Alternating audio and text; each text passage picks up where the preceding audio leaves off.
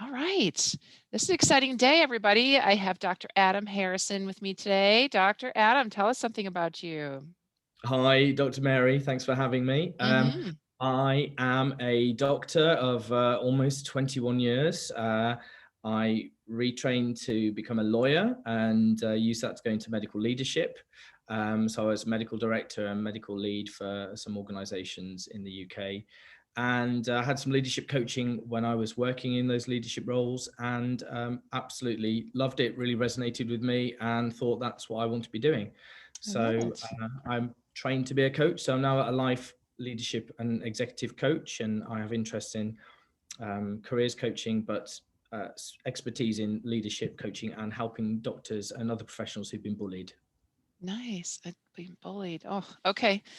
Well, I have my business is Brain Fresh, and I love to talk about a framework because that's how I think I'd see nerves and everything, So I always see frameworks.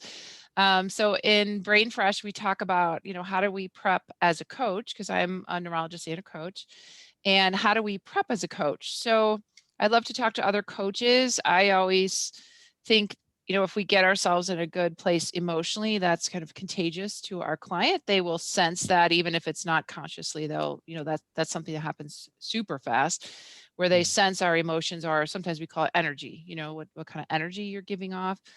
And we know that if we put people in kind of positive emotional state, they're we're hoping to trigger them and in that they into their positive emotions, into them being ready to change or to think of new ideas or see something in a new perspective. So we know as coaches that if we get people in good emotional positive states, like light bulbs go off, right? So tell us what you do as a coach. Just how do you prep for a session? What have you noticed in relation to emotions and coaching? Yeah. So for me, I think it's the self-care routines and rituals beforehand. So Mhm. I always make sure I've got plenty of time before a session. So, for example, if I have a 9 a.m. session, then I'm kind of back after dropping my daughters at school by say 8:30. So I've got Mhm. half an hour to have a bite to eat, have some drinks, kind of Mhm. get myself chilled out so that I'm nourished and hydrated and not dashing from walking through the door after the school Mhm. run and the stress of dealing with the traffic straight into a session with the client. And I use that time as well to either reflect on the initial kind of chemistry chat we've had if it's the first session, and try and remember some useful points to raise, or revisit the coaching summary notes from the previous session just to refresh me and what was it that the client needed to bring to the session today.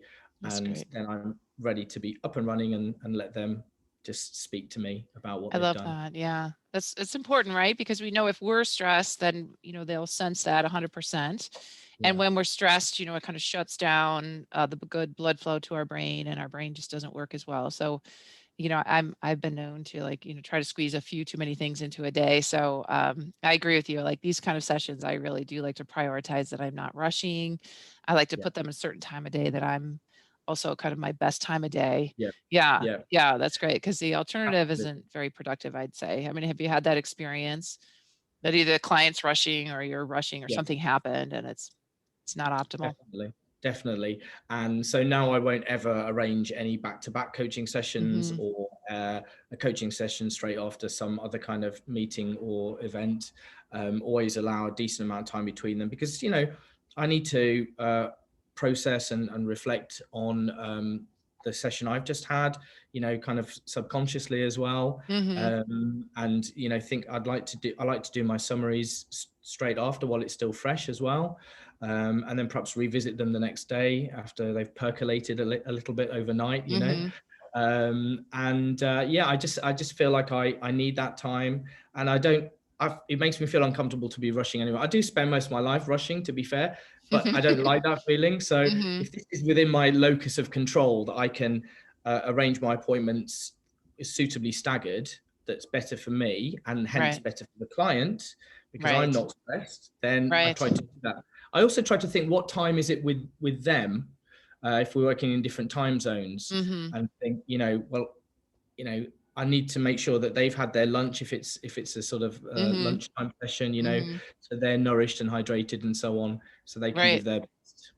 I love it. All the basics, it really matters, right? We know that matters for brain function. I mean, it's just like it's a metabolically really active organ. So if it doesn't have lunch, we all know how it will not work. Yeah, that's great. Exactly. Excellent. Well, thank you for sharing your tips and happy coaching to you.